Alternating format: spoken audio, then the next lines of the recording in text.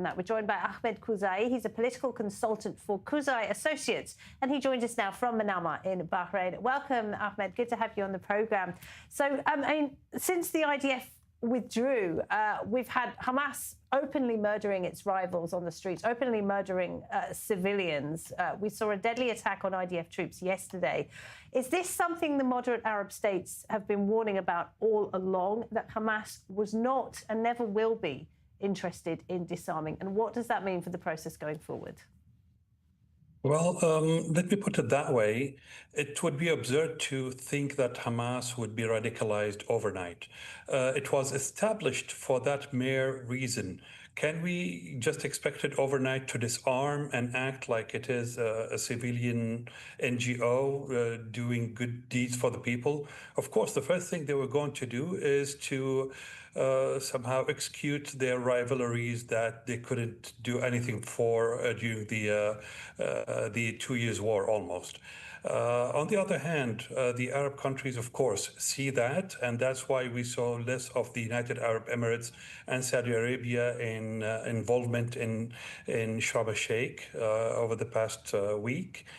Because they understand what it is, and they see and they're sure that no plan could go ahead without Hamas being basically disarmed. And then what initially President Trump said, that the whole of the district of Gaza basically to be handed over to another, what he called a technocrat group.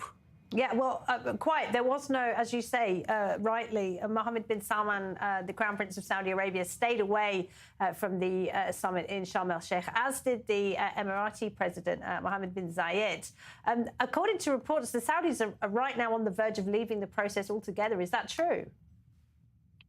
It could be true. I'm not aware of that, but realistically speaking, I don't think so, because ever since day one, most of the news and media outlets were talking about Saudi being the next country. It could be the next country, but they wouldn't get involved in it without a final solution to the Palestinian conflict. And from what we're seeing today, it's not closer than it was last week or last month. We still have issues. We still have a problem with Hamas. What is the UAE's position? Because that's quite an interesting one, isn't it? We are hearing that the Emiratis are interested in investing in a kind of Gaza pilot, and they will pour money into areas that are already free from Hamas. And the hope is that that will attract Gazans to come and live there in an area that will be free from Hamas. Is that something that could work? Yes, it could, but we'll have to understand that today, at least, we have three day after plans. One is proposed by the French, one is proposed by the Americans, and one is proposed by the Palestinian Authority, out of which none of them is 100% going on the right direction as per what I've seen so far. We'll have to understand that Saudi and the United Arab Emirates are not of today, are not the ones from, let's say, 20 or 30 years ago. If they are going to develop anything within Gaza, they will have to run it, because they don't want corruption and they don't want to see another establishment being taken over by the Muslim Brotherhood or even by Hamas themselves. So if they are going to do anything when it comes to that, they want to have full control. They want to pay the salaries, and if it's schools, they want to make sure the curricula is basically a peaceful one that builds countries and not builds militias. Of course, those two countries have experience of de-radicalizing their school curriculums, don't they, which has proved to be very successful, and we can see that paying off in the Emirates and in Saudi Arabia. I want to ask you then about the troublesome country in the neighborhood, perhaps, and that is Qatar. Is there a concern that Qatar is holding on tight and really seeking to entrench its role in the future of Gaza, and that means essentially that Hamas will be kept alive?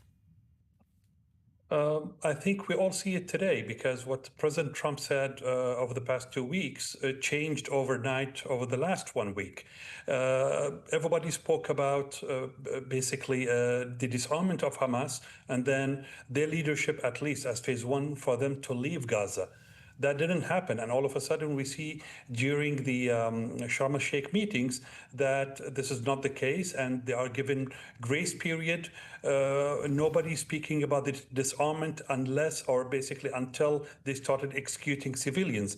What does that mean? We didn't see any proper statement coming out from anybody. So back to your question, I think, yes, there is a plan to keep Hamas because, as well, the argument is, or basically the argument that we see so far is that if not Hamas, then who? Nobody else is willing to step up. Nobody else is capable of controlling. That's the argument that's being put on the table, and nobody's able to counter that. All right, fascinating to get the view from the Gulf. Thank you so much, Ahmed. Good to have you with us. Ahmed Khuzaie there over in Bahrain.